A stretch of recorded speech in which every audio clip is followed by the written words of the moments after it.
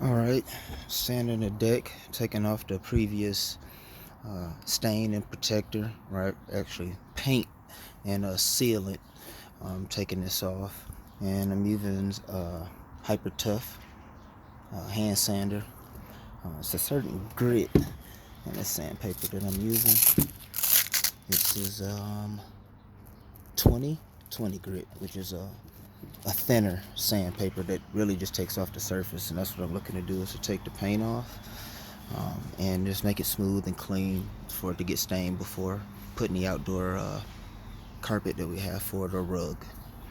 So you see here, this has been sanded, and then you can see some areas not sanded.